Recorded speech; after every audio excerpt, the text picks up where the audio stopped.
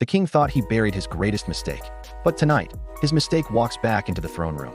Born with a rare celestial mark, Lior was a prodigy, destined to outshine every warrior in the kingdom. His talent was a star burning too brightly, and it cast a long shadow of fear over his own father.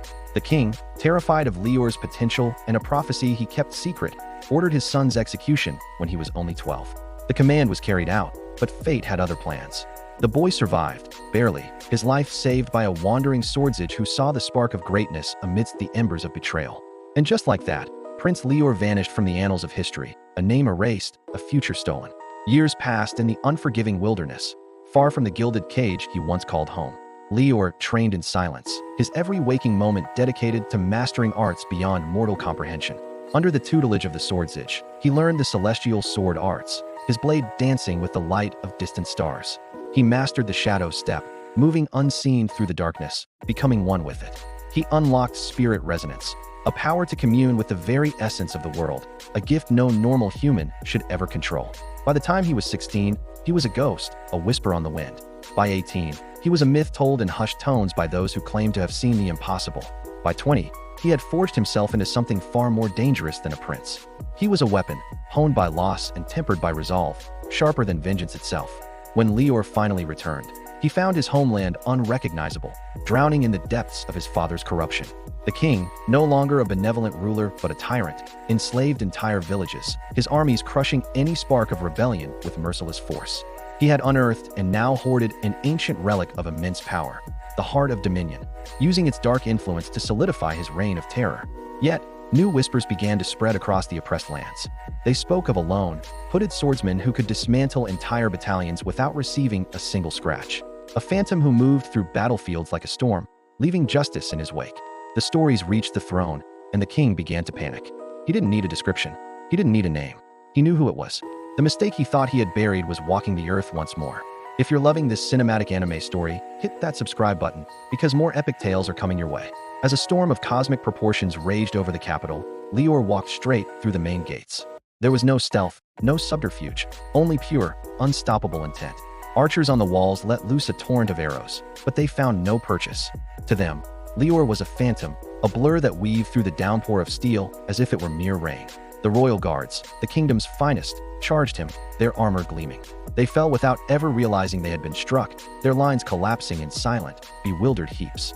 With a single, focused strike infused with celestial energy, Lior shattered the massive castle gates, the ancient wood and iron exploding inward. He walked through the breach and into the heart of the palace, his footsteps echoing in the sudden silence. Inside the throne room, bathed in the eerie glow of the storm, the king waited, his knuckles white on the armrests of his throne. The Heart of Dominion pulsed on a pedestal beside him. After all these years, Lior's voice cut through the tension, calm and cold. You still kneel before your fear. His sword, shimmering with starlight, slid from its sheath. The king laughed, a sound devoid of humor, filled only with desperation. He decided to finally reveal the truth, the secret that had damned them both. The Heart of Dominion, he explained, had shown him a prophecy years ago. It foretold a son, marked by the stars, who would grow to possess power beyond measure and was destined to overthrow his father and seize the throne. To prevent this, to secure his legacy, the king struck first, choosing to sacrifice his own child to defy fate. But as the king finished his confession, a slow, knowing smile spread across Lior's face. You fool, Lior said, his voice laced with pity. You didn't stop the prophecy. You created it. In that moment, the king understood the terrible irony. His act of betrayal was not a defiance of destiny, but the very catalyst that set it in motion. With a roar of fury and denial, the king unleashed the forbidden magic granted to him by the Heart of Dominion. Dark flames erupted from the floor, twisting into monstrous shapes. The spirits of the damned, corrupted and enslaved, swirled around him, their ethereal claws reaching for Lior. The very air grew thick with malevolent power. But Lior was unmoved. He closed his eyes, and when he opened them, they were galaxies. He ascended into his celestial state, ancient runes of power swirling around his body like a personal constellation. His sword blazed with the light of a supernova. The final duel began. Each strike from their blades shook the grand hall to its foundations. Stone cracked, pillars crumbled. Swords of dark magic shattered against Lior's celestial steel.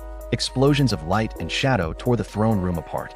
The clash was a war between prophecy and paranoia, between corrupted ambition and righteous fate. Finally, in a blinding flash of energy, their final clash came. Lior's blade, true and pure, moved faster than thought. bypassing the king's desperate defenses and piercing the dark, fearful heart that had started it all. The prophecy was fulfilled. As the castle, its foundations shattered by the duel, began to crumble around him, Lior stood over the throne. The heart of dominion pulsed one last time before fading into dust. He did not sit. He was not a king. He was not a tyrant. He was the warrior who had ended a corrupted era, the son who had answered betrayal with justice. He had come not to rule, but to liberate.